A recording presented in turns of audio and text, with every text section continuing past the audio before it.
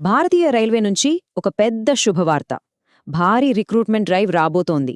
So ఈరోజు మనం దీనికి సంబంధించిన పూర్తి వివరాలు ఏంటో క్లియర్గా తెలుసుకుందాం. అవును, స్క్రీన్ మీద చూస్తున్న నంబర్ అది నిజమే. ఏకంగా 22,000. ఇది రాబోయే అతిపెద్ద రైల్వే రిక్రూట్మెంట్లలో ఒకటి అని చెప్పడంలో ఎలాంటి సందేహం లేదు. ఇంతకీ ఈ 22,000 ఉద్యోగాలేంటి? ఇవన్నీ రైల్వే గ్రూప్ డీలోని లెవెల్ 1 ఖాళీలనమాట. ఈ లెవెల్ 1 పోస్ట్లనేవి చెప్పాలంటే ఇండియన్ రైల్వేస్కి వెన్నెముకలాంటివి. ట్రాక్ మెయింటెనెన్స్, హెల్పర్స్, ఇంకా ఇలాంటి ఎన్నో కీలకమైన పనులన్నీ వీరివే. రైల్వేలో ఒక మంచి ప్రభుత్వ ఉద్యోగం, ఒక సెక్యూర్డ్ జాబ్ కావాలి అనుకునే వాళ్ళకి ఇది నిజంగా ఒక గోల్డెన్ ఆపర్చునిటీ. ఎంతోమందికి ఇది ఒక డ్రీమ్ కెరియర్కి మొదటి మెట్టు కాబోతోంది. CN9 2025 ఈ నోటిఫికేషన్ నంబర్తో వస్తున్న ఈ రిక్రూట్మెంట్ ప్రత్యేకత ఏంటంటే దీనికి పెద్ద పెద్ద క్వాలిఫికేషన్స్ అవసరం లేదు. కేవలం 10th క్లాస్, ITI లేదా NCVT పాస్ అయిన వాళ్లు కూడా అప్లై చేసుకోవచ్చు. అందుకే చాలామంది యువతకు ఇది ఒక గొప్ప అవకాశమని చెప్పొచ్చు.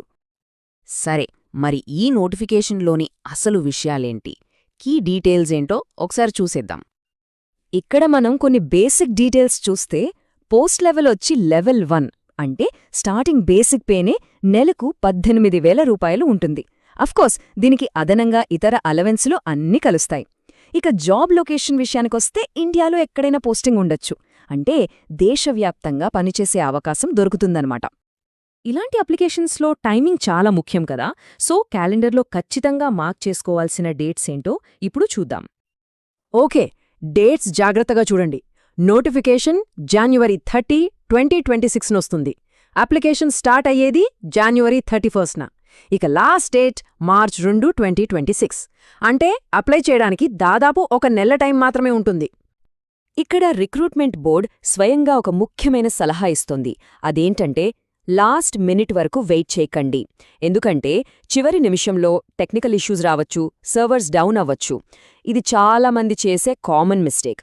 సో వీలైనంత త్వరగా అప్లికేషన్ ప్రాసెస్ పూర్తి చేయడం బెస్ట్. మంచిది.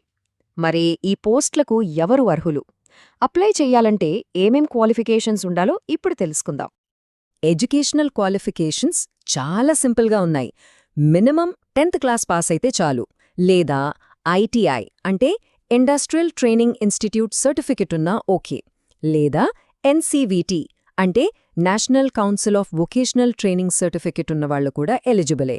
దీనివల్ల టెక్నికల్ స్కిల్స్ ఉన్నవాళ్లకు కూడా ఇదొక మంచి అవకాశం.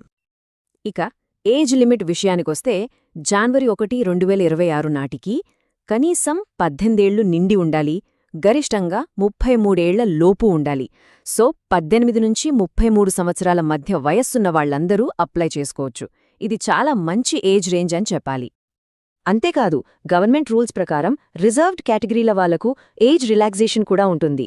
దీనికి సంబంధించిన పూర్తి వివరాల కోసం అఫీషియల్ నోటిఫికేషన్ ఒకసారి చెక్ చేయటం మంచిది.